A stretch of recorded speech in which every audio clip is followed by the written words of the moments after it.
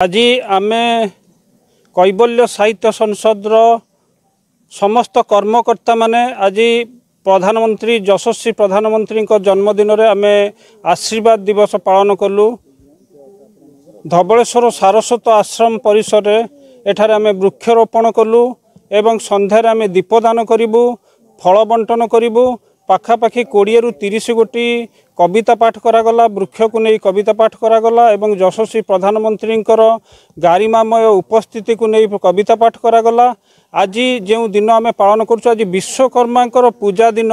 आज विश्वकर्मा आविर्भाव होते समग्र विश्व को विश्वकर्मा ही सृष्टि करी भाव आम आज ग्रहण करूँ। भारतर यशस्वी प्रधानमंत्री जी अच्छा नेतृत्व में भारत विश्व में गोटे स्वतंत्र परिचय पाई एवं तांकर जो मेक इन इंडिया जो परिकल्पना अच्छी, विकसित भारतर जो परिकल्पना अच्छी, विकसित ओडिशार जो परिकल्पना अच्छी, सूर्य पूर्व सूर्योदयर जो परिकल्पना अच्छी ता निश्चिंत फलप्रसू हेबो एवं यही भली दिन में आम आशीर्वाद तांको पाइबू एवं 140 कोटी भारतीय माने आज आशीर्वाद करुछंती जे यशस्वी प्रधानमंत्री से दीर्घजीवी होंतु, निरामय होंतु एवं से विश्वर नेतृत्व आउरी दृढ़ भाव नियंतु एवं तांकर मार्गदर्शन में समग्र विश्व परिचालित हो। भारतीय मानक पई से आदर्श होइछंती। आज युव छात्र गोष्ठी माने युवप्रेमी माने समस्ते तांकर आदर्श रे अनुप्राणित होइछंती, समस्ते तांको मार्गदर्शन मानुछंती, समस्ते तांको गुरु मानुछंती, समस्ते तांको आध्यात्मिक चेतना भावे ग्रहण करिछंती।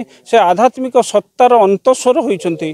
विश्व व्यक्ति मानक पई जेतेबेले केही जणे देखि दउछंती भारतर यशस्वी प्रधानमंत्री को उत्साहर मात्रा तांको हृदय रे एते मात्रा रे प्रतिफलित हेउची जेमिति कि से आनंद रे गदगद हो जाउछंती। आमे ए दिवस पालन करी आज बहुत आनंदित। आमर अनेक कर्मकर्ता माने उपस्थित थिले। आमे अनेक गुड़िए किसमर वृक्षरोपण कलु, औषधीय वृक्षरोपण कलु एवं कविता पाठ कलु एवं मातृपूजन कार्यक्रम गोटे विशेष कार्यक्रम एठारे आमे कलु।